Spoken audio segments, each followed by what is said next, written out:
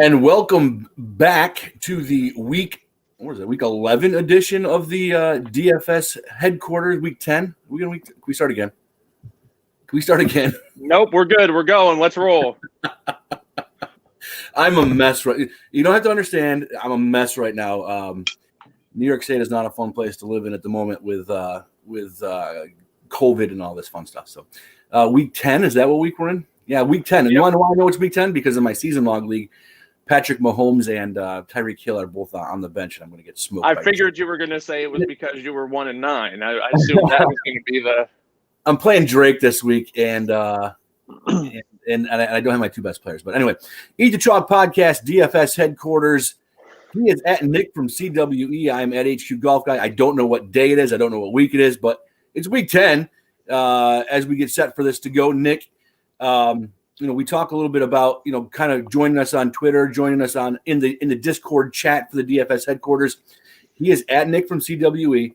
I am at HQ Golf Guy. At DFS headquarters is the place to go for all. They know the dates inside that room. But great week. The Masters just got rain delayed, so we're a little disappointed about that. But hopefully that gets going off here pretty shortly. The NASCAR season just finished. A bunch of fun stuff going on. We got the NBA coming back here shortly. Should get some preseason games not too far in the future here for the NBA. And there's a lot of cool things happening as we get set for the winter time, as everybody gets once again to find themselves indoors. If you live in the snowy areas of upstate New York like I do, tons of fun.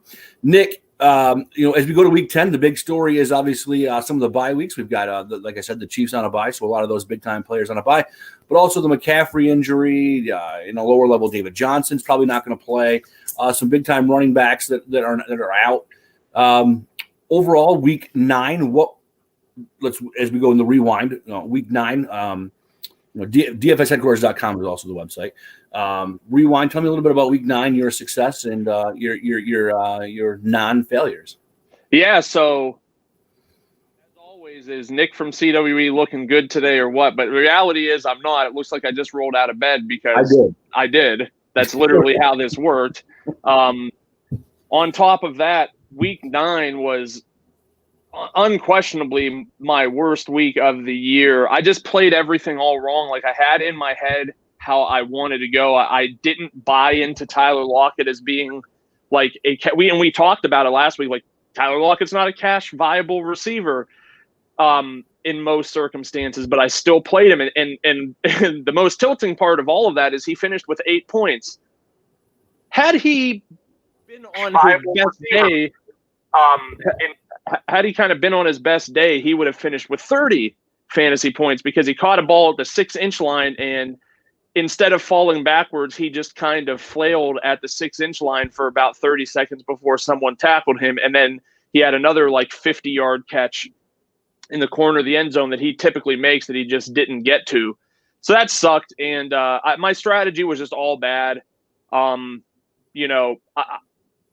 fine with weeks like that, because it kind of stresses the importance of just listening to your own research and not getting sucked into what other people are doing. Because had I not, I definitely would have been in a position where it probably wouldn't have been a big week, but it probably wouldn't have been a big loss. But yeah, I mean, you had Justin Jackson injuring himself in pre-games, which hurt a lot. And I wasn't, again, the whole Lockett thing kind of changed my build. And I really wasn't on Chase Edmonds as much.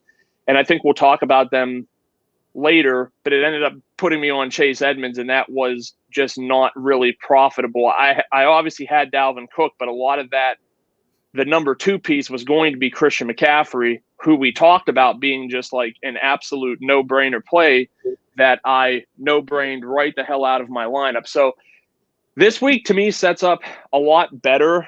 I think there's going to be a very, very, very chalky build that you can definitely stay away from, even in cash games, because when you're paying down for these when you're paying down at the running back position, what are you paying up at? You're paying up at receiver and tight end potentially. And the reality of the situation is there's no 2 more volatile positions in the NFL than receiver and tight end. I mean, look at the fact that like a 2.9K tight end, I think, outside of Kelsey, I believe, was the top scoring tight end. And we've seen failure weeks consistently from, or let's say non-winner weeks from Waller, from Mark Andrews, from Kittle, and all of these receivers. Julio had an okay game that was salvaged by a touchdown, but had he not got there, I mean, it would have been a bad day for him. We saw a walk-up. So I'm just saying, like, it's great to say, like, yay, all these great running back values are going to let us spend up at these other positions, but they're going to let us spend up at positions that are just not as certain. It seems to me that I mean, Kelsey is really the only good tight end in the NFL this year. I mean, it really is. It's kind of crazy. So when we take a look forward, we go to week 10. Yes, I know. And you know what? I give you credit. I asked for the restart. I didn't deserve a restart. I came in with a stupid line. I came in wrong week. I deserve to look like a moron, so it's fine. It's not the first time. Won't be the last time. In fact, it happens more times than not. Okay. When we break down the week 10 slate, there are 11 games on the slate here for what will be the main slate that we talk about here for DraftKings. Also, I don't think there's a whole ton of difference, but a PPR difference in FanDuel. But the one thing that Nick and I have started doing is kind of looking at it and going, how do we do a cash build? How do we do that sort of thing? And without giving away the entire lineup, because DK doesn't like that, and then they yell at you, and then they tell you can't play no more. So what we do is we'll give you a couple of picks to get that cash lineup kind of just the thoughts. It's an early. We're doing this on a Thursday morning. It's just an early look at the slate and that sort of thing. And obviously things change, and that's why we ask you, to reach out and to join the headquarters, because when you do that, all those changes we keep up to date. You guys, it's tough. It's tough to compete with the Sharks out there. It's tough to find time to research in these kind of crazy times. So that's what we're here for. We do it for you and try to give you the best chance you have to make some green in this crazy world of DFS. When we take a look at the depth charts of the Washington Detroit game, I'm thrilled. I mean, this is a game that I think a lot of people are highly anticipating and can't possibly wait to see. A beautiful matchup between Alex Smith and Matt Stafford. I don't know. Alex Smith at 5,200, JD McKissick is probably going to be the guy that Alex Smith throws to the most, because that's about as far as he can throw the football. 4,900 for him. Gibson questionable at 56. We have Terry McLaurin at 68, and then both the Sims guys, 33,000 for Steven, 32 for Chris. Inman at questionable at 33. Logan Thomas is up to 3,300. He's actually eclipsed the $3,000 mark here. Matt Stafford at 58. DeAndre Swift at 51. Kerryon Johnson, who's gotten some touches here lately, at 4,000. Galladay questionable at 59. Marvin Jones at 52. And Hawkinson at 51. I saw a stat that said, the Redskins have really not given up a ton of passing yards. Obviously, they're down a lot, so there's a lot of teams that are rushing the ball on them. I kind of think this is a good rebound spot for Stafford. Am I wrong? Yeah, I just don't play Matt Stafford in 2020. It just doesn't work out. I mean, look, everything just kind of shows this year that you're going to win playing these running quarterbacks. So I don't find – and they're going to be more expensive, but it's not like – it's like a $3,000 gap and your upside is like 15 more points. I think that's pretty easy to pay for, especially with, cheap receivers, of which there's just a ton all the time. So no interest on the quarterback side of this game. It's pretty clear that Antonio Gibson is only going to have use in games where they're leading, right? Like I don't think he's a high ceiling option in games they're trailing, because Ron Rivera just wants to use J.D. McKissick. And so assuming that the Redskins and Gibson didn't practice yesterday, but assuming the Redskins are trailing, I mean, there's a path for, as much as we find it to be absolutely disgusting, there's a path for J.D. McKissick to have some value. I'm not really that into like DeAndre Swift. I mean, I guess I get it. There's upside there for sure. And the game script should be in his favor, but they could just as easily decide that Adrian Peterson is. And look, I would too. Like, what are you going to save Adrian Peterson for at this point in his career? There's no point in saving him. Just let him be a battering ram as much as you can. Save the legs of your young guy who's going to be a big part of your future. Receiver wise, I mean, McLaurin's in play every week. Obviously feel like I probably like him, but it doesn't matter with It doesn't matter with McLaurin if he's not getting deep shots, because he's an excellent route runner and he can take those short gains and turn them into big things there. If Golladay plays, he's someone I would look at. 5,900 just is a ridiculous price for. We're not even talking about opportunity. We're just talking about someone of his caliber. $5,900 for someone who should regularly be a 7K receiver. I would play that all day. If he doesn't play, I mean, it's one of those like stomach churning plays, but I don't know how you don't look at Danny Amendola, who has gotten like at least 8 targets, I believe it was, in every game that Golladay has missed this year. They're not necessarily going to be like the best targets, but at 3,900, especially in cash game situations, if you have a guy who's going to like get you near that 12 to 15 point mark at under 4K, it's going to let you spend and make sure you have that running quarterback instead of trying to play limp dicks like fucking Matthew Stafford and Phillip Rivers. At the tight end position, look, I'm just going to keep playing Logan Thomas. He was 3.7 last week. I know because I played him unsuccessfully. My decision came down to Logan Thomas or Irv Smith, and like everything else last week, I managed to pick the wrong guy. But at 3.3K, as someone who's getting like 6 targets, I feel like that is a reasonable price to play at a position that's an absolute crapshoot. Am I participating in No Shave November? No. If you've watched the podcast, I'm just participating in No Shave during the week.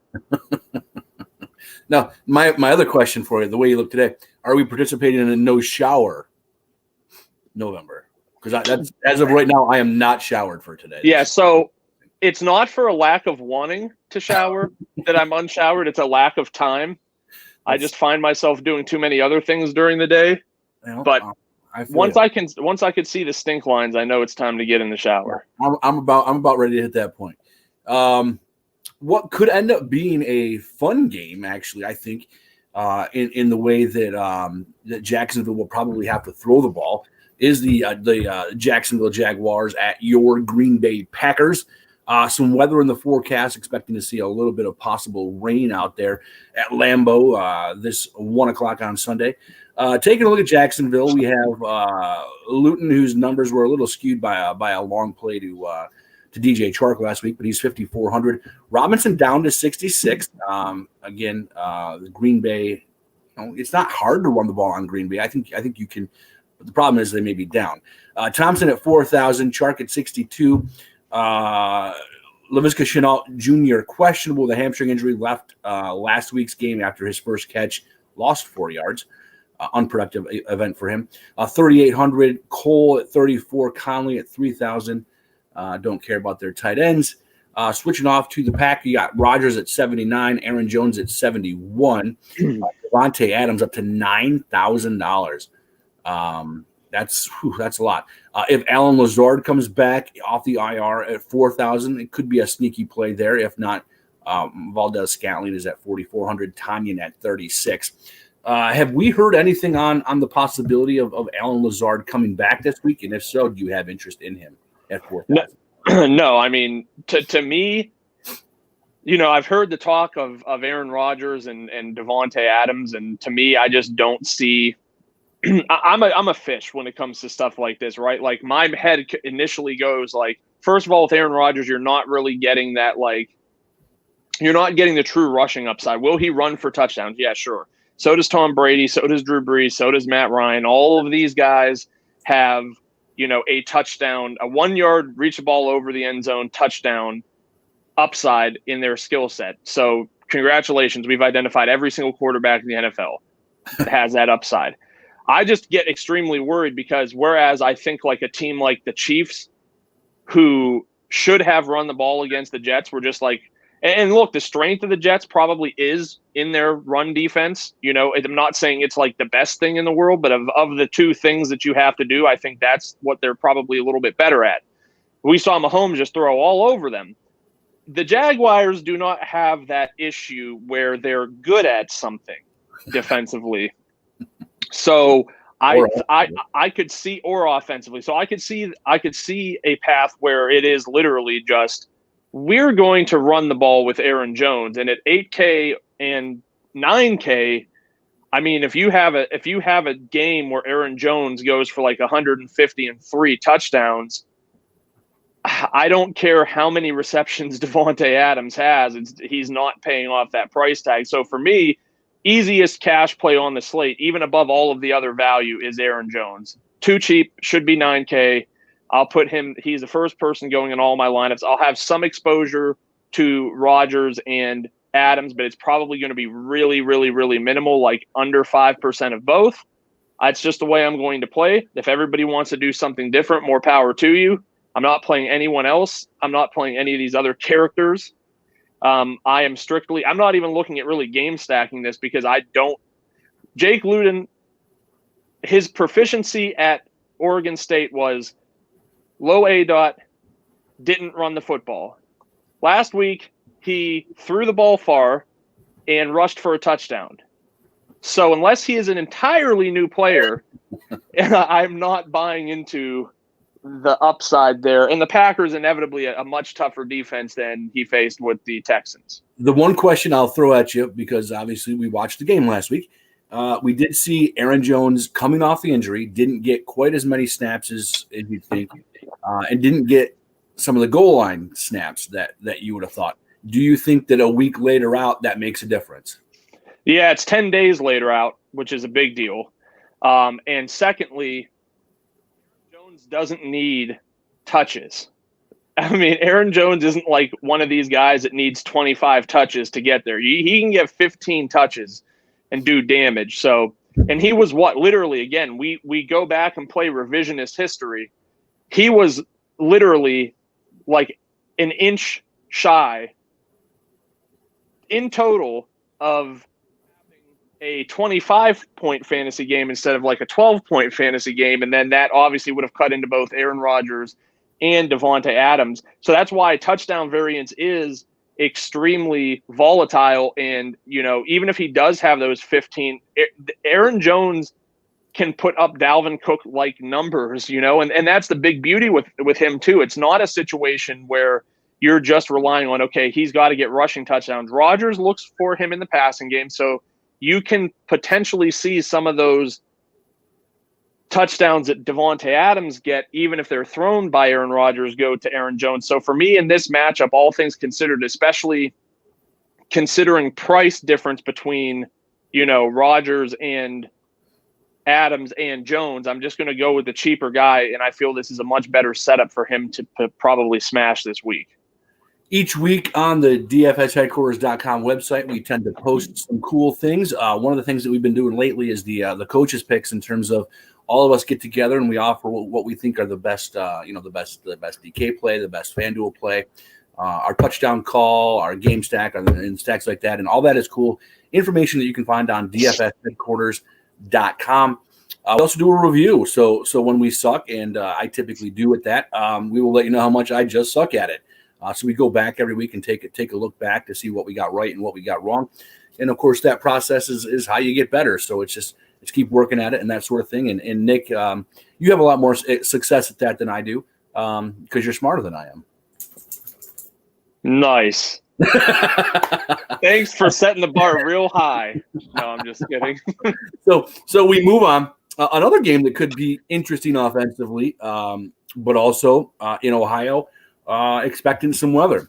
The Houston, I want to say the Houston Astros because I get so mad. That whole city that supports Houston. The Houston Texans and the Cleveland Browns. You've got the Houston Texans, Deshaun Watson, on the road at 6,900. We do believe David Johnson will not play at 5,400, so that means Duke comes in at 54. And I know a lot of people in season long are talking about Duke being all the pickup. He didn't really have a good game last week. I'm not really sure that's a well you want to go down, wasting fob and wasting sort of positions and waiver wire positions on Duke Johnson. Will Fuller at 67, Brandon Cooks at 56, and Randall Cobb at 4, Jordan Akins at 29, and Daniel Fells at 34. On the flip side, Baker Mayfield, coming off that little stint on the COVID list, is at 6,000. On wide receivers, you got Jarvis Landry at 59, Rashard Higgins at 46, Hodges at 3,000. If Nick Chubb comes off the IR, he's only 6,800, and Kareem Hunt is 6,700. So something to keep an eye on there. Thoughts on Nick Chubb if Nick Chubb are to put a uniform and a helmet on? If he plays, you're playing him. Bottom line. I mean, we've just seen week after week after week after week after week after week after week where these guys come off the injury reserve and they just smash. I mean, Miles Sanders, Dalvin Cook, Christian McCaffrey. I'm not saying that this is just how it's going to work, but like when these highly skilled running backs come off of IR, people are like, well, and look, last week I broke my own rule. You never fucking listen to coaches. Well, Christian McCaffrey is going to be limited. Okay, sure he is. I highly doubt that is going to happen. So if he's healthy enough to play, they're going to play him.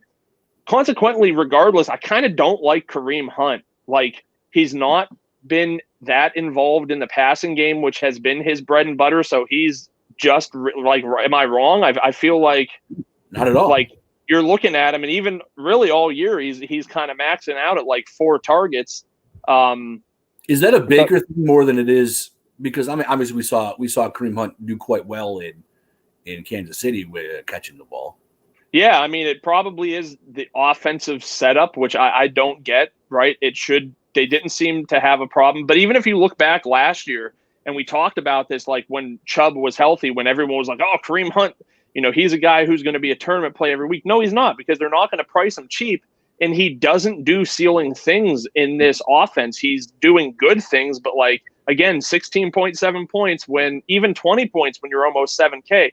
I can't advise people in good conscience to play even a Kareem Hunt getting the full workload over Aaron Jones in a situation where Jamal Williams is getting touches. I can't do it.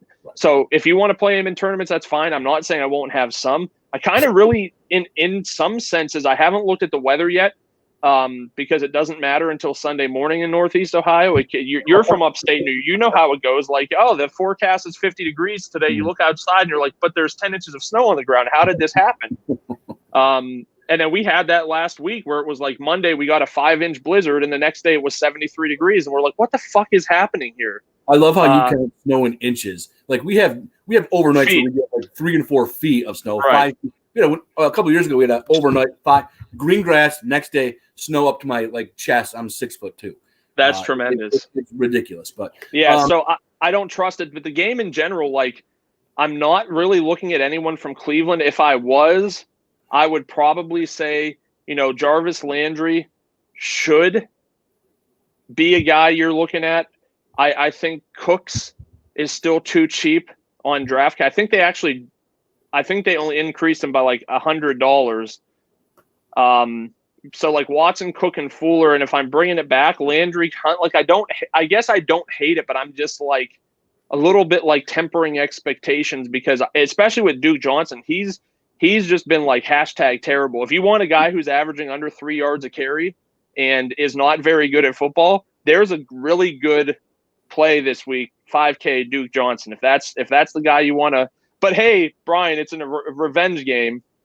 So, obviously he's going to come in and smash, and he could, because the Browns they're just not putting things together no matter how much the individual talent on the team is. I don't know Baker's been cleared of the COVID. I just don't really have much here where I'm like, oh yeah, let's definitely do this. The one thing that I noticed was when Odell went down, everyone was like, okay, it's Rashard Higgins time, and Higgins gets his first start and has promptly goes out and gets 1 catch. So the big problem with that, using that as a baseline, is that it was terrible. That game environment weather-wise was just I think they combined for 22 points in that game. It was absolutely terrible. So I'm willing to forgive, and that could be a viable route to go this week, is to go with Higgins, because someone is going to have to catch balls. And I think I don't remember what his ownership was like. I'm sure it was diminished from what it would have been like if it was a healthy like game environment. But there's been a bye week. There's newer, shinier toys. No one's going to play Rashard Higgins. This is the week you buy in tournaments and kind of get that advantage that you probably wouldn't have gotten a few weeks ago. Want to get really excited? Yeah. We're talking NFC East, best division in football. The Philadelphia Eagles to New York. The Giants and the Eagles expecting some sunshine here. We've got Carson Wentz. Expect a bounce-back game from him possibly at 5,900. He's getting some weapons back. We expect Miles Sanders to play at 6,400. If not, Boston Scott is at 64. Fulgham at 64. Jalen Reagor at 42. And even Alshon Jeffrey expected to play at 4,000. So some weapons back. Dallas Goedert at 42. The Eagles getting back to relatively full health. Daniel Jones at 5,200 on the flip side. Freeman questionable at 46. If not, Gallman's at 45. Slayton at 48. Shepard at 5,000. Tate, we don't know, 3,600. And Evan Ingram, who had a nice little bounce-back game at 45. The Eagles are getting healthy. I imagine that at some point, knowing the Giants playing a little bit better, but do we have an Eagles stack here that we're interested in? Yeah, I think this game is interesting. I'm not going to play Daniel Jones, I don't think, at any point this year because he just seems to not be fantasy friendly. But Carson Wentz at 5'9" is really interesting. I don't know where his ceiling falls necessarily, but at that price, I mean, he just squeaks out these like 30-point fantasy games, it feels like, because in the fourth quarter, after his team has just been absolutely terrible, he's like, fuck, I got to come back.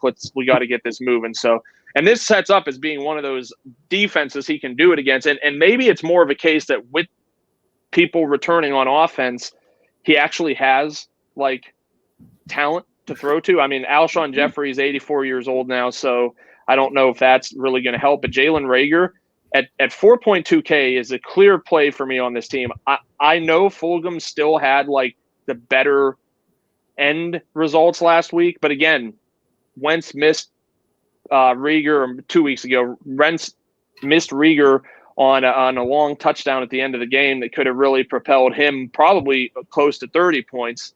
And with Alshon returning, I believe it probably diminishes Fulgham's role more than it does Reagor. So that's a guy I'd look to. If Miles Sanders plays, he's my favorite, like, non-Aaron Jones running back on the week. I mean, to me, it's just a case of a guy who's got an immense amount of talent, who people will be wary of because he's coming off of some games of not being played, and he could be hobbled, and they have Boston Scott there, and he'll go out there and have 120 yards and 2 touchdowns, and everyone will be like, oh, I didn't play Miles Sanders. I'm not going to be that guy. He's going to be a guy. And I'd even play him in cash because I've really stopped listening to people unless there's like receivers are one thing, right? Like we saw Tyler Lockett have like 5 games where he had 4 or 5 targets. So there was a clear path to why Tyler Lockett wasn't a great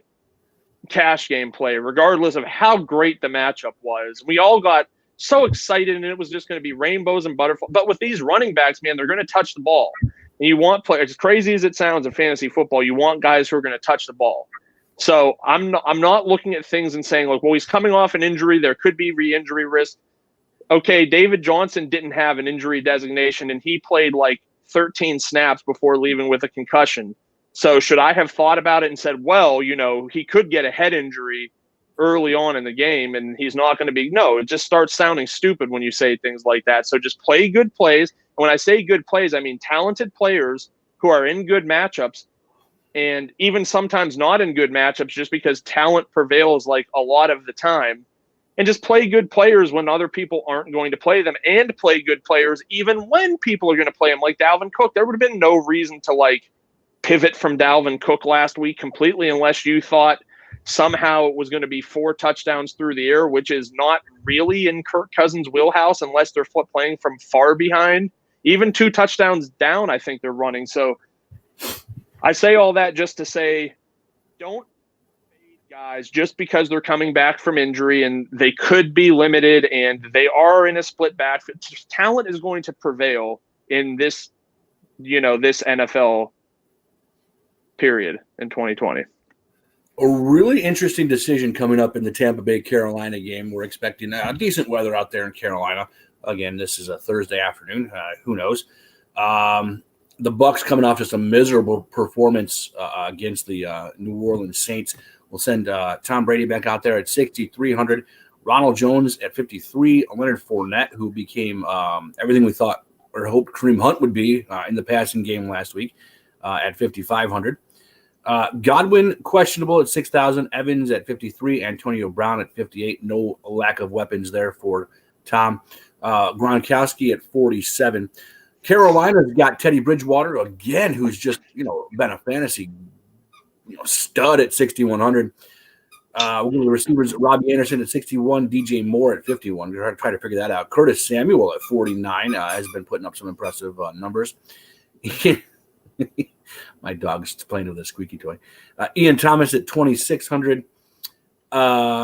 Here we go. This is the question. McCaffrey likely not to play at 9,000, so you can skip that.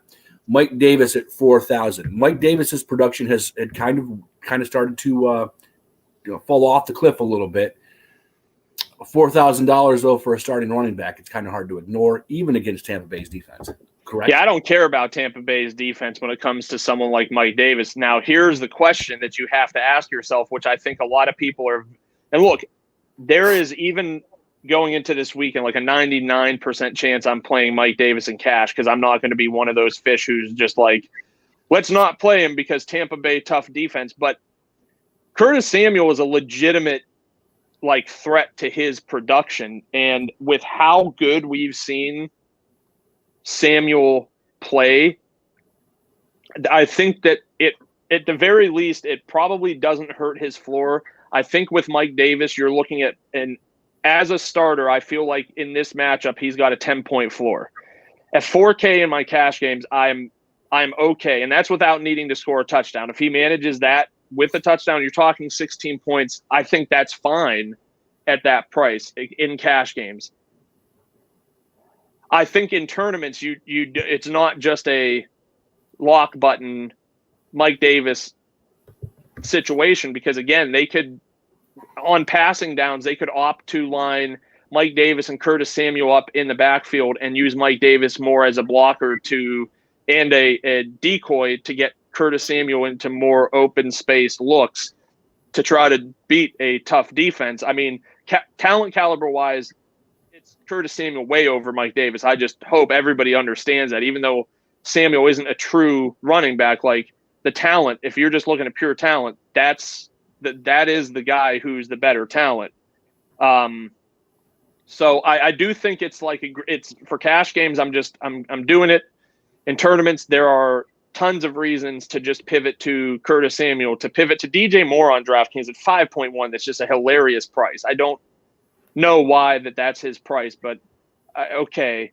I think that I know Tampa Bay is a tough defense, but we've seen Bridgewater and Carolina move the ball. I'm not that scared. He's got to be very fringy cash game, except that Tampa Bay's defense is good enough that I don't want to play two players from Carolina against them. On the other side of the ball, man, what a great spot to come back to Tom Brady. This just screams 5 touchdown, 450-yard game because he's going to want to exact his vengeance after being made to look terrible last week. Chris Godwin at 6K, regardless of how many fingers he has bandaged together, seems way too low. Gronkowski is in play. Mike Evans is in play. I mean, you could toss Fournette. So game stack wise, this is a very good game to stack because you've got a lot of pieces that are basically everybody in this game is underpriced, right? Would we agree to that? I mean, you're looking at a 4K running back, 2 receivers on one team under 5K, a tight end under 5K, or a number 1 receiver under 6K, and then Mike Evans, who can certainly get it done at any point in time. So there's lots of combinations that you could put together there and still get in Aaron Jones and some of these other guys that we want as our security blankets. So I think this is a really, really – this will probably be my game stack that I would look toward this week. When you looked at the schedule for the week, how excited were you that there are actually fewer 1 o'clock games than there are 4 o'clock games? Yeah, I heard someone say that there's 6 4 o'clock games, which is it's great for me because I know we have to start powering through this, and we're literally less than halfway done. But my schedule is literally yesterday I drove for 3 hours because Veterans Day we always go to Pittsburgh and that's like our kickoff. That's our true like kickoff to Christmas thing. Tonight, I have to drive 2 hours to West Virginia so I could enter lineups to play college football. Tomorrow, we're driving down to my brother's for my niece's second birthday, and that's 2.5 hours away. And then we're coming back on Saturday. So I've got like 3 hours, 2 hours, 2.5, 2.5. And look, I'm a guy who works from home, whose clients are all over the country, and I don't visit them. So driving is like, and especially in COVID times, it's something I don't have to do. So I'm going to be exhausted, but I'm super excited because that's enough games for me to feel comfortable about playing like the afternoon slate, which I typically stay away from. Does that kind of change how we look at the slate in any way, shape, or form? I know we talk about the main slates, but when we talk about afternoon slates and that sort of thing, do we need to change the way we play this week at all?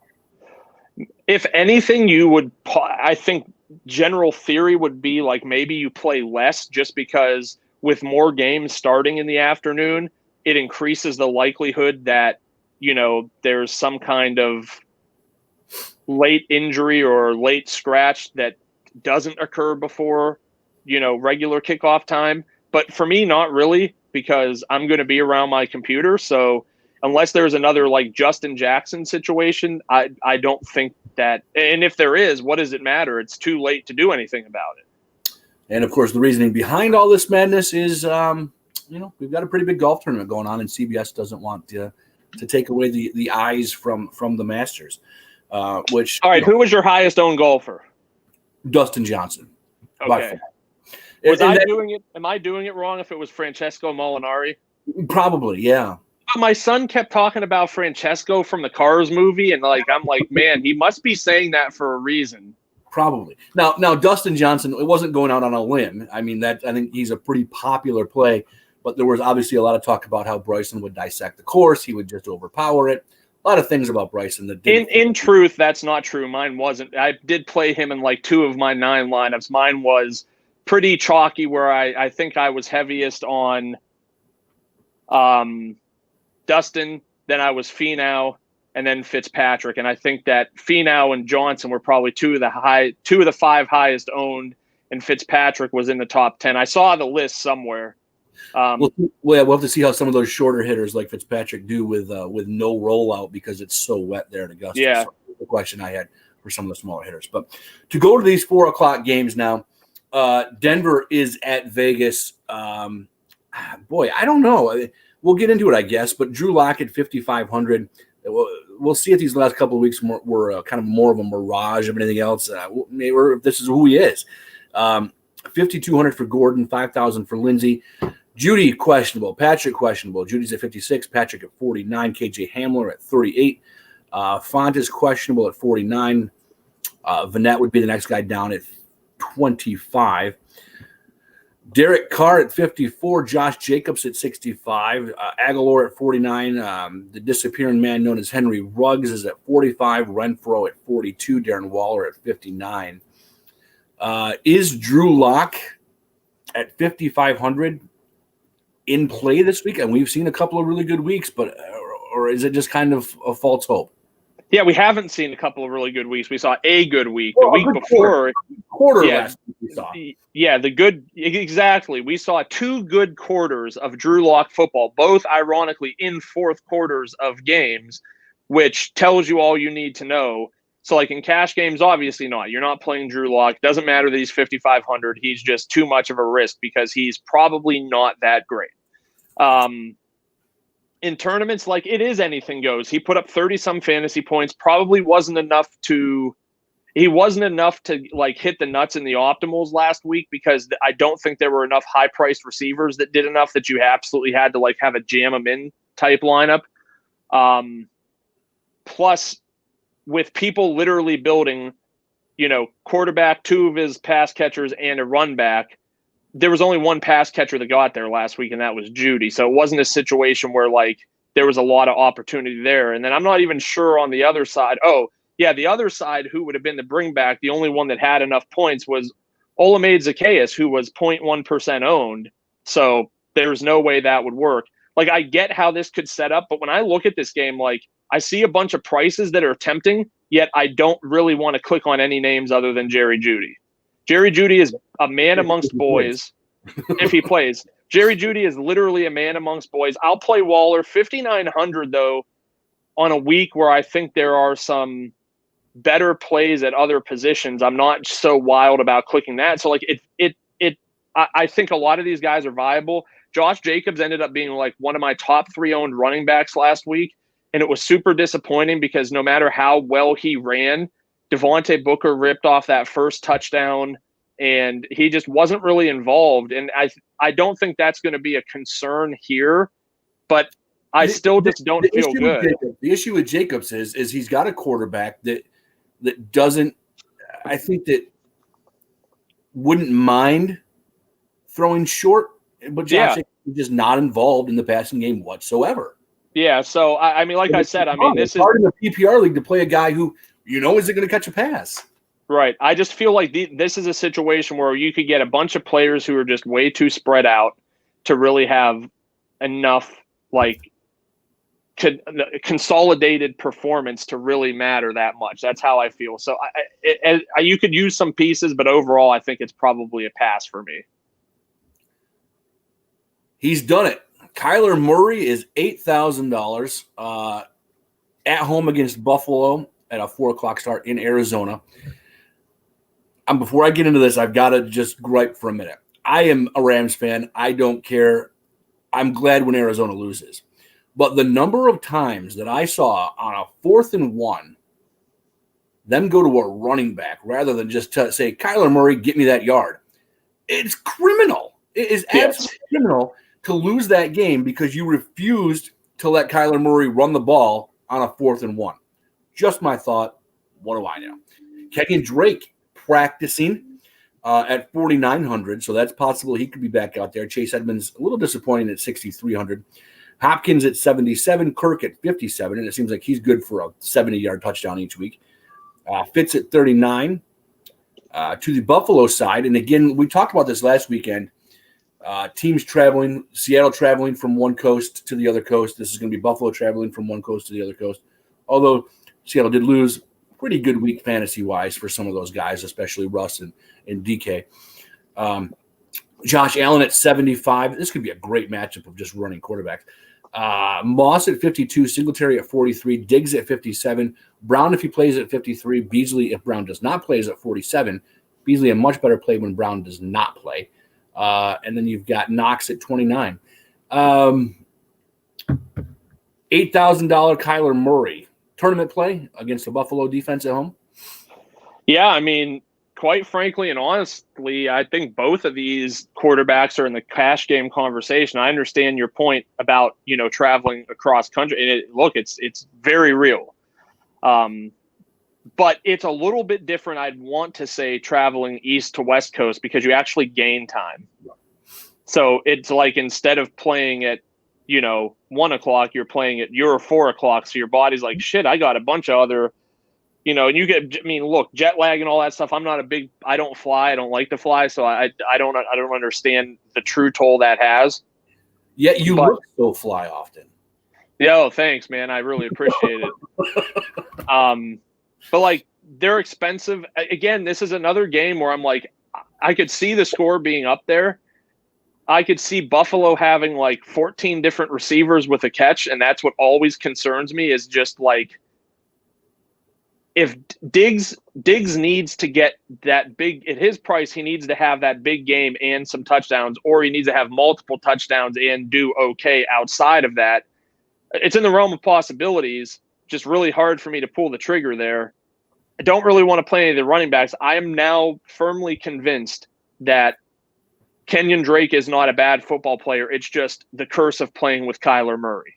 He takes all the high. Chase Edmonds touched the ball 28 times and turned it into 11 fantasy points. Mm-hmm. We've paid for Kenyon Drake to do the same thing. So it's a one-game sample, and I'm not trying to, but like they're just not throwing to the running backs. Like this thought that, well, Drake is out, Kirk will get more option. I really just don't see that. I think once it's within the 20-yard line, like Kyler Murray's running the football, and you're just along for the ride. If there's any week to play Edmonds if Drake is out, it's this, because people feel that like, damn, I played him last week and it's not that I think people are more willing to go back if someone like completely burned them, because they're like, I want my retribution. But it was like, he okayed me. Like, he was okay. He didn't kill me, but he didn't help me. So like, I think people will just brush by Drake this week, and I think he's an interesting play in tournaments. The one guy that I'm really looking at this week is DeAndre Hopkins, because matchups don't matter for a guy like DeAndre Hopkins, and people will still insist that, you know, he's in a tough matchup, so I'm not playing him. And you see a Kyler DeAndre stack take down all the money because nobody wanted to play DeAndre Hopkins at 7,700. So for tournaments, I like that a lot. I just don't think I can do it in any other format. Miami Dolphins is a good football team. Yeah, the talent is there. That defense is insane. I mean, they score every touchdown every week. Yeah. The Chargers heading east to take on the Miami Dolphins, a 4:00 start in Miami. So that gives the Chargers a little bit of a break in terms of those the West Coast, East Coast trips. The Chargers have Justin Herbert, $6,600. Jackson, who was injured I guess his first play or very early on in the game at 4,700. No, it was in warmups. Oh, in warm. Okay, yeah, okay. Yeah, that's a good point. Questionable to play at 4,700. Josh. Oh, it was David Johnson. I'm thinking of the first play injury. Justin Jackson at 47. Josh Kelly at 44. Pope at 4,000. I don't see, and I could be wrong, I don't see a price for your best buddy from last year, Kalen Ballage. Oh, he's 5K. Is he 5? It's just not listed. It's not listed. Oh, weird. On my depth chart, I don't see a list for him, but glad you have that for me. Keenan Allen at 71, Mike Williams at 54, Hunter Henry at 41, and on the Dolphins side, you've got Tua at 56. I'll skip the running backs for a minute. Parker at 5,000, Grant at 3,000, Gesicki at 43. Brady questionable at 4,000. Ahmed 4,000. We saw Ahmed get most of the carries later on in that game. Jordan Howard again, just kind of that 5 carries for 6 yards and a touchdown. Laird, who ran 9 routes, caught 1 pass at 4,000. The new guy coming over from Kansas City and Washington at 4,100. I mean, who knows, right? I mean, it's pointless because we just don't know. Yeah, I'm interested in not playing any of these running backs on either team because literally both of them are who are we going to play this week? I don't think Kalen Ballage was in anyone's like scenarios of how this was going to play out. It is a revenge game though. Jordan Howard remains the most LOL fantasy player of 2020. I mean, you look at his stat lines and it's like yard per carry, 1.9, 0.8, 0.6, 0.4, and you're like, this can't be a real stat, right? Like these aren't what he's averaging. Not that bad though. What is the deal? He's not that bad. I don't know.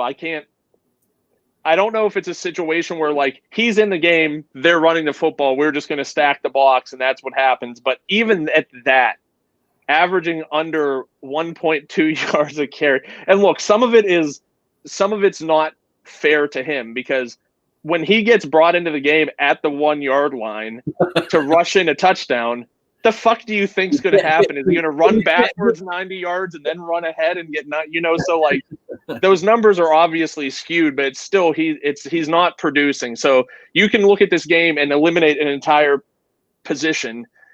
I'm not so sure you can't do the same thing at tight end. I think people really want Hunter Henry to be a thing. Virgil Green, Donald Parham, every fucking week there's some other tight end who gets the high dollar shot in the end zone. Even at the end of the game, they chose to run a route with Donald Parham. XFL superstar Donald Parham. I don't think he's untalented. I think he's talented. I think he's good.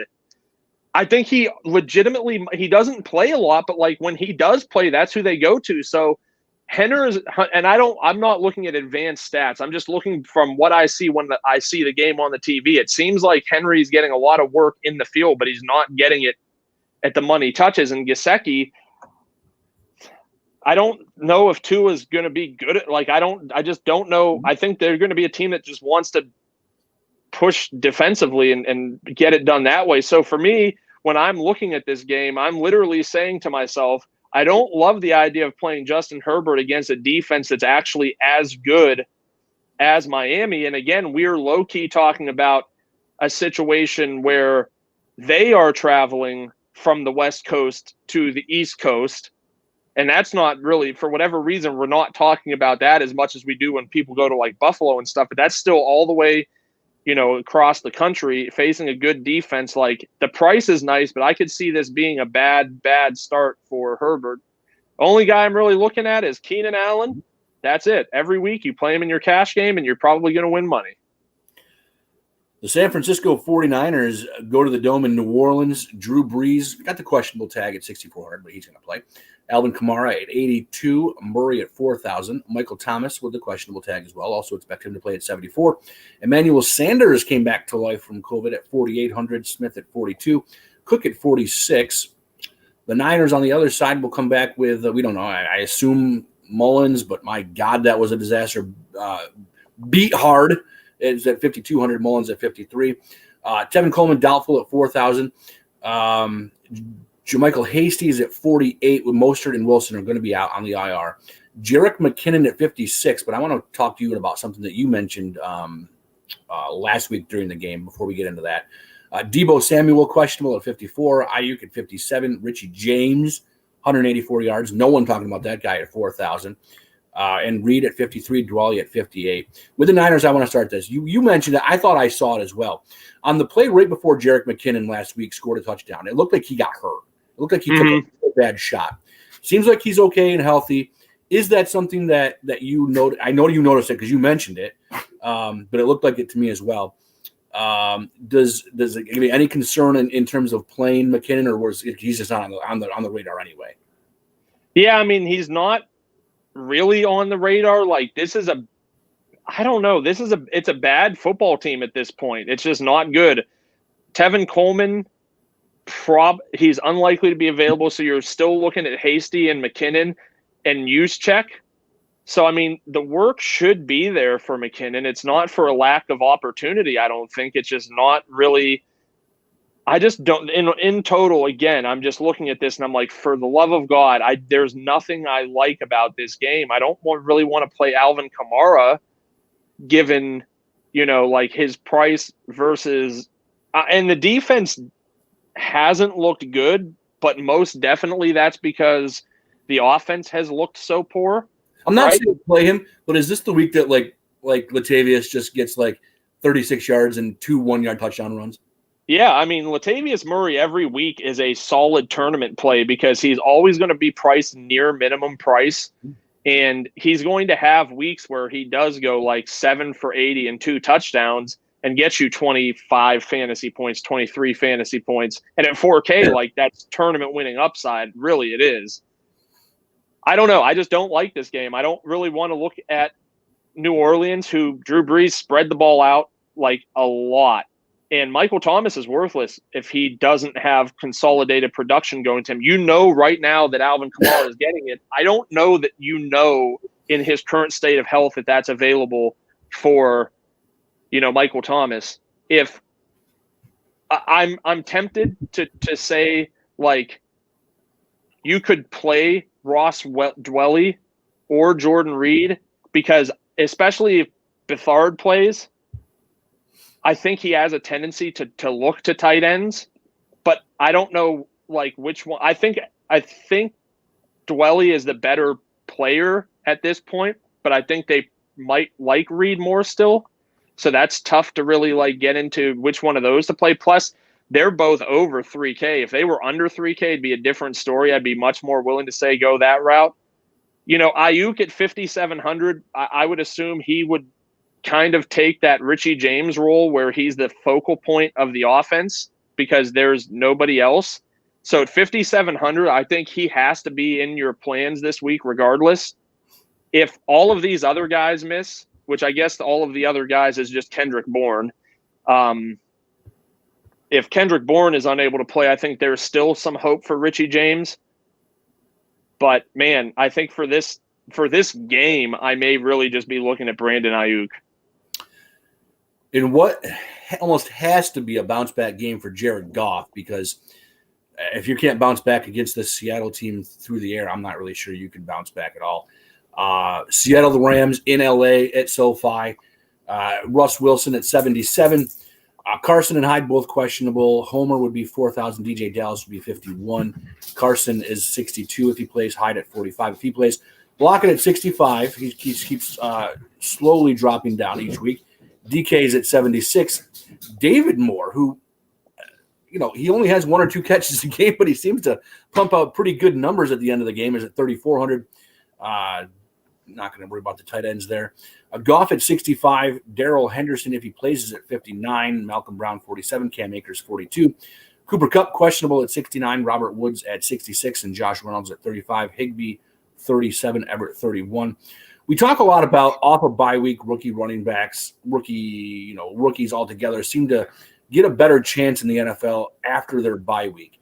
Is this the week where we see Cam Akers kind of take over, not the total job, but maybe kind of shove Malcolm Brown to the side a little bit? I don't know. I mean, and Darrell Henderson's hurt. He's not practicing. I mean, it could be. I think the talent's there. It's not the best matchup, but matchups don't matter when you're priced at like Cam Akers is priced, right? It doesn't matter if you're going to be there. This is a terrific game environment, assuming we believe that Jared Goff is going to be able to not suck. Which I have to look at it like typically Goff is not good against teams that generate like pass rush. That's really what, and if he gets under pressure, he's just like a castrated animal, just like he's just down for the count and he just cowers and hugs the ball on the ground. But I want to say, I don't think Seattle is generating like a ton of pressure. And if they're not, then this sets up to be like the ideal bounce back spot for Jared Goff. My initial lean was at 6,500, just put Jared Goff in your cash games because you could pair him with one of Kupp or Woods, who are both fairly priced. Bring it back with Lockett, even in your cash games, even after I just said don't play Tyler Lockett in your cash games. Like, you could really easily do that and not kill yourself, because you're getting a ton of opportunity at the running back position with a lot of these guys that are just really dirt cheap, who are likely to either be in bigger roles or have the whole role to themselves. So I really like that. I like Josh Reynolds down here at 3,500. Like, I could totally see. But the problem for me with Reynolds is I do feel like unless you have one of those stupid high scoring weeks where you get 3 or 4 players who pop off for like 40 plus fantasy points, I don't think 15 points from Josh Reynolds is going to take a tournament down for you.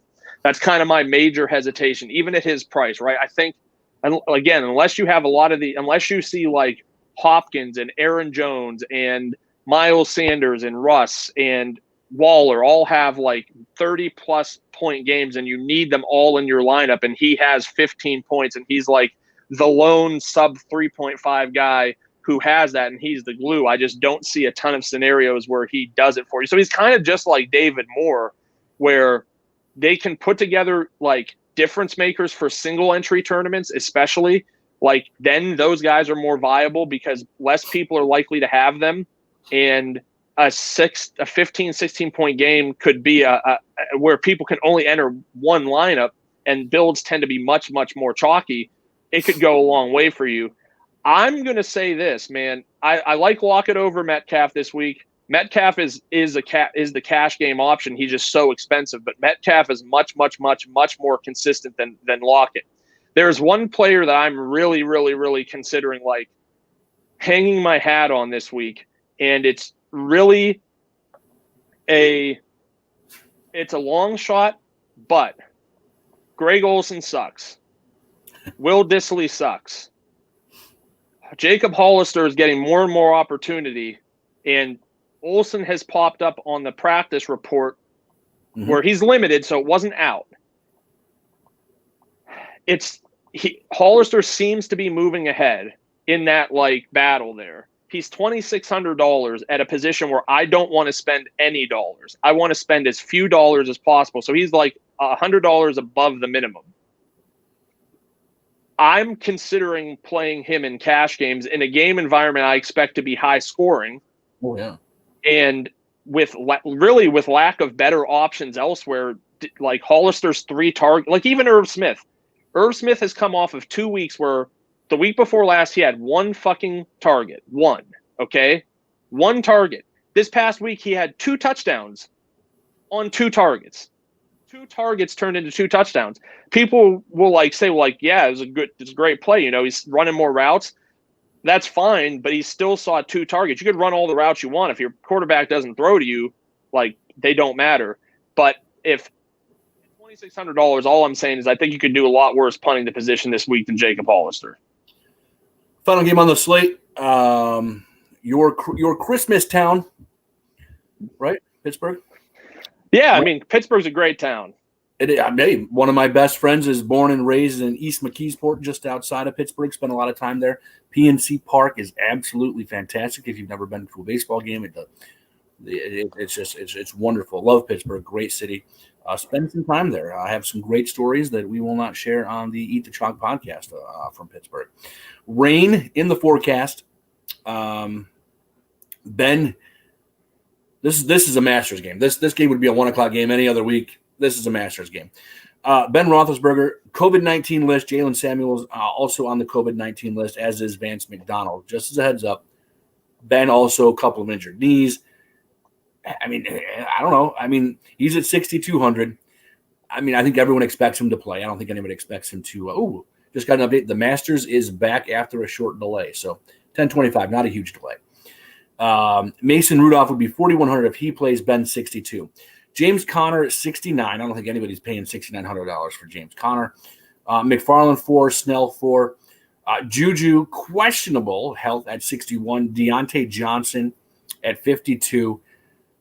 Claypool is the guy I want to talk to you about. He's at 58. Ebron at 44. On the flip side, Cincinnati brings Burrow back at 57.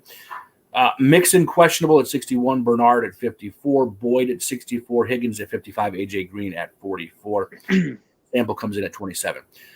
So last week, the full complement of receivers was there for Pittsburgh, and it seemed Chase Claypool was the preferred option on a lot of, we're going to call a play, and it's going to Claypool. Is Deontay still your guy there? I know you love Deontay, but it seemed Claypool was getting those specific, we're going to Claypool on this play. Yeah, I mean, Deontay had double-digit targets. Mm-hmm. So, they all do. They all will. Yeah. So, I mean, Claypool, who is $600 more expensive, scored. I'm trying to pull up the exact number. Great game, he scored 1.2 more fantasy points than Deontay Johnson. That's great. I think I'm thinking that all we're trying to do is try to piece things together to say how does this work? They were trailing. That's when you saw Claypool's targets shoot up. We had seen Juju with targets. We had seen Johnson with targets. So can we go out on a limb and say maybe Claypool is a guy they prefer because of his field stretching, big play making ability when they are trailing? If we feel like that's the case, then we have to start looking at Claypool on a game script by game script basis. I don't know. I think two games is tough to really say this is how he's used. This is the script where we want to play Claypool. Quite frankly and honestly, if weather is an issue and Ben plays, Cincinnati defense probably going to be my number one defense on the week. 2,100. I'm not spending for defenses. They're more unpredictable than tight ends. If Ben doesn't play, there is going to be no question. I'm just going to play 100% Cincinnati Bengals defense, period. Not expecting them to have slate-breaking performance, but it is very difficult to target who's going to have a slate-breaking. We got lucky 2 weeks ago with Miami at $2,400 against the Rams because it was a script that lined up where $2,400, Miami gets me 6 fantasy points, I'll be happy. They just happen to have 2 defensive touchdowns, and the Rams still like just couldn't score as well, but still like smashed them in the yardage department. So I don't think this is a play about like I'm being sneaky and I think I'm going to get a 21-point defense. It's going to get me 21 fantasy points. It's literally just saying that, hey, asshat, you played the Steelers defense last week against the terrible Cowboys because they're terrible, and you spent $4,900. And what do you have to show for your? And we talked about it on the podcast. Like, bad teams beat good teams all of the time in football. I was going to say in fantasy football, that happens too. But like the Pittsburgh Steeler thing last week was just such a donkey play, in my opinion. But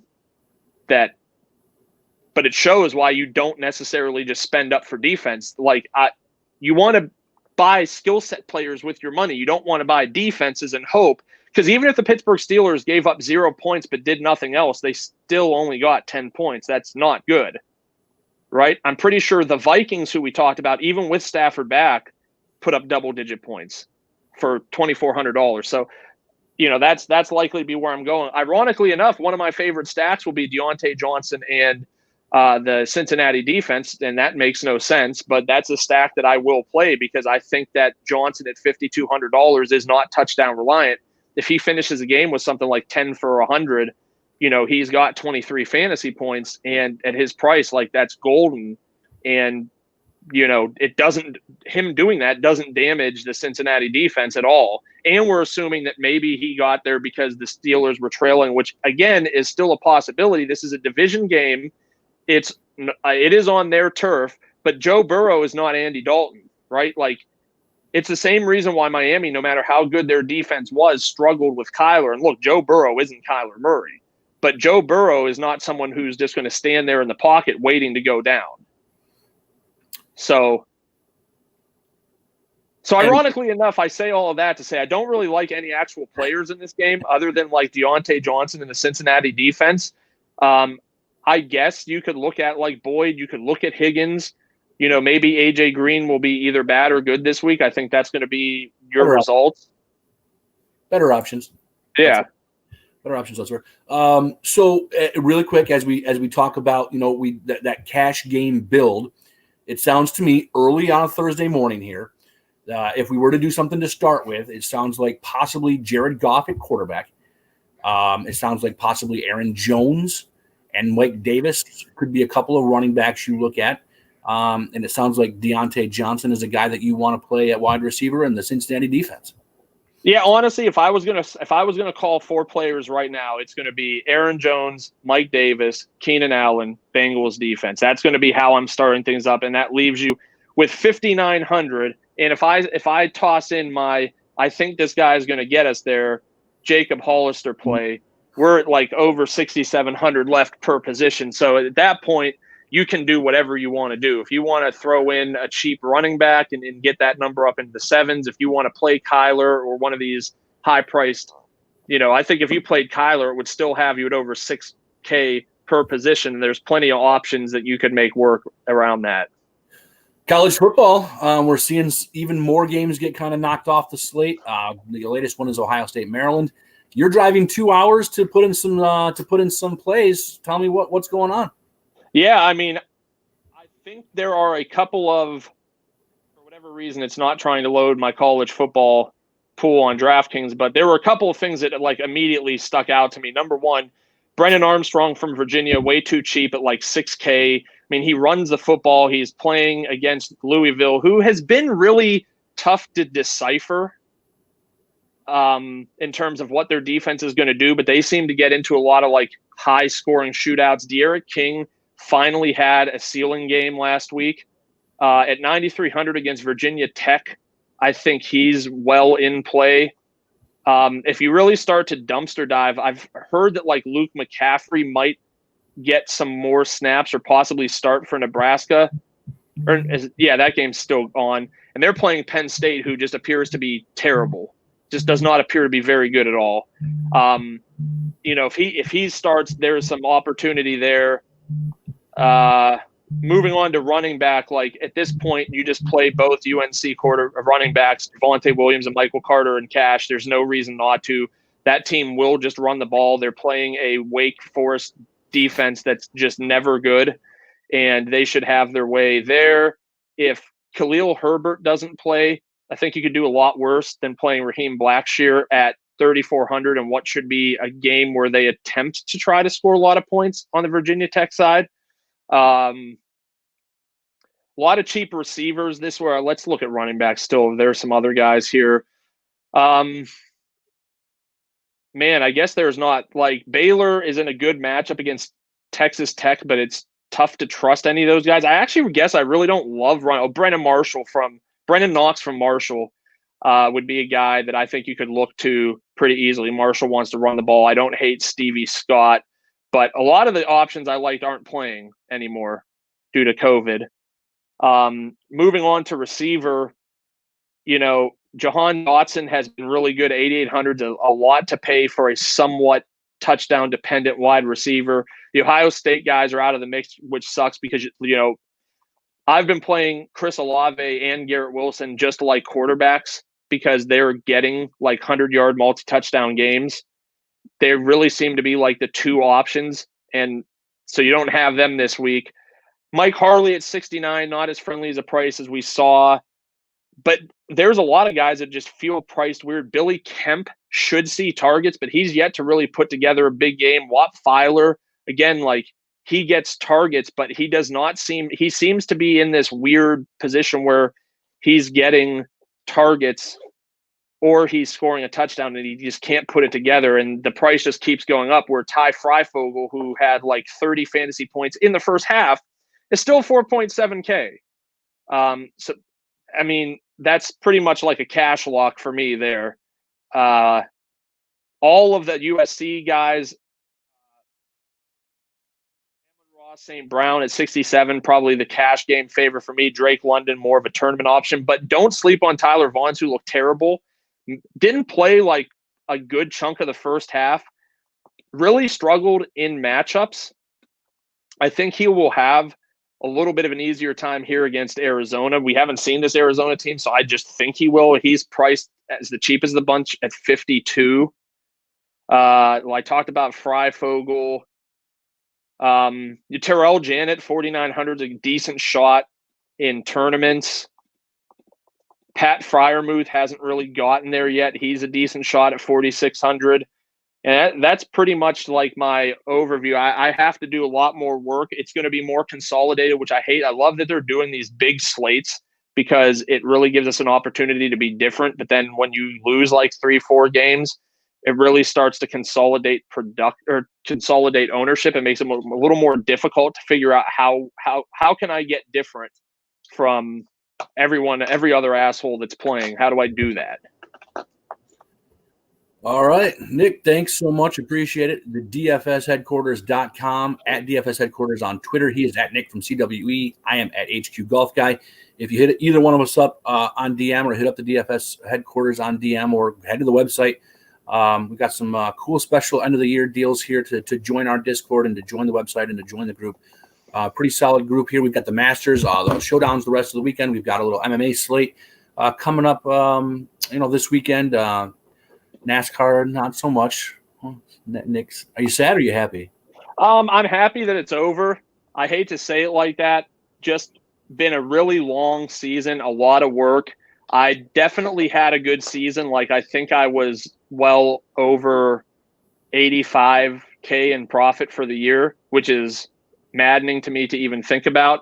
Mm-hmm. I think there was many situations where I left money on the table, things I wouldn't do again. And my projection set, as good as it was, I definitely think there's room for improvement. And going into 2021, I'm highly optimistic that the foot that we put forward is going to be even better. Look, we had multiple people who profited, and people hear this and probably going to be like, well, that's not that much, but multiple people who made $1,000, $2,000, $3,000 in profit in our NASCAR room, and a lot of these guys are like playing $20 a week. So it's not these guys who are just slamming 150 max. Like, I don't even play 150 max because at some point, unless you hit the nuts, it just becomes a huge liability. So I think we got a lot to look forward to. NBA coming back, really excited about that, focusing on that, and golf. Kyle doing tennis. I mean, the guys are raking in hundreds over there each night. We got lots of guys winning in the thousands. And me personally, I'm just sticking to stuff that I can learn, and I'm dedicating myself to like learning a sport a year. So for 2021, it's going to be golf. That's kind of my like. Let's go. This is what I want to do. It fits perfectly into like how it's just like NASCAR, right? You set your lineup and you don't have to worry about late scratches, and because there's nothing you could do about it, right? That's it. It's set. You're gone. Everybody feels the same pain. You know, in NBA, it's not necessarily the case. If it's 5 minutes before lock, someone is out. People can pivot off of that. If you're not around to see it, you are done. So, yeah, I mean, I think I'm excited. I really want to do a little more with NBA. I'm trying to get some of the guys to kind of come on and talk NBA in the next couple of weeks here. All of the sites have put up Christmas Day tickets, so that's exciting because that's my favorite slate of sports of the year. So a lot of stuff moving. It's going to be nice to not have to really worry about the NFL and college football, because for me, you have to understand there's literally like a 2-month period of the year where it's like college football, NASCAR, basketball, or I guess it's just like a 1.5 months. But that's a lot, man. Like it really takes a ton of time away, and all of those things I'm playing a lot of lineups in. It's different for golf, where I might fire one in here or there. For baseball, I just make a cash game lineup and play head-to-heads. But for all those other sports, it's like 40, 50, 60 lineups, and it really takes a lot of time. So I'm actually really happy that there's that break. It's only going to be 1 year, it sounds like. But I'm happy that there's kind of that gap where college football is going to be done. The NFL is pretty much going to be done by the time it started. NASCAR is over. So I won't have a lot of overlap. And of course, our resident big winner, Belmar, doing NHL as well. Oh, yeah.